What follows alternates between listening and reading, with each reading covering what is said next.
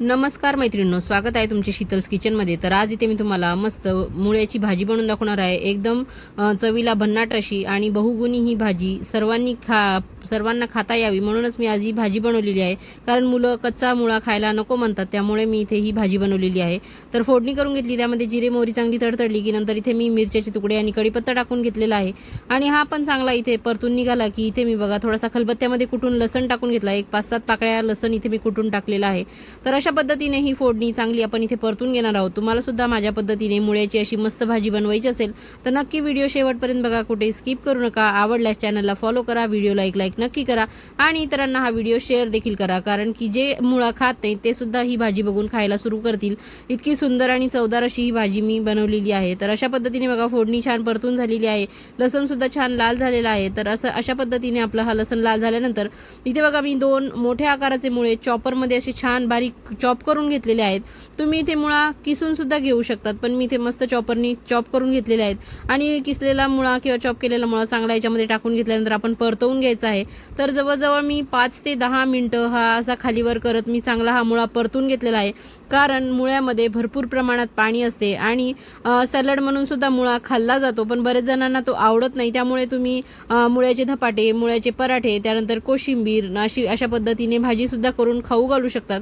तर इथे बघा पूर्ण परतून झाल्यानंतर इथे मी हळद, लाल तिखट आणि आपला जो रोजचा भाजीचा मसाला असतो ना तो इथे टाकून घेतलेला आहे। तर हे सर्व आपण जिन्नस टाकल्यानंतर याला पुन्हा एकदा आपल्याला चांगलं परतून घ्यायचे आणि इथे चवीप्रमाणे मीठ सुद्धा टाकून घेतलेलं आहे। तर तुमच्याकडे सुद्धा असे कोणी आहेत का की ज्यांना मुळा बिलकुलच आवडत नाही, तर त्यांना तुम्ही अशा पद्धतीने भाजी करून खाऊ घाला, कळणार सुद्धा नाही की मुळ्याची भाजी खातायत म्हणून, इतकी सुंदर होते। तर इथे तुम्ही भिजलेली डाळ सुद्धा हरभऱ्याची घालून ही भाजी बनवू शकतात। आणि ही भाजी नुसता मुळाच न वापरता तुम्ही मुळ्याची पानं सुद्धा स्वच्छ धुवून चिरून यामध्ये घालू शकतात।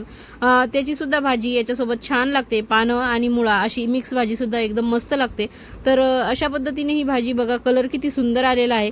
तर इथे मी डाळ वापरलेली नाही, तर त्याऐवजी मी ते जाड दाण्याचा कूट टाकून घेतला आहे, जो की खलबत्त्यामध्ये जाडसर असा कुटून घेतलेला आहे।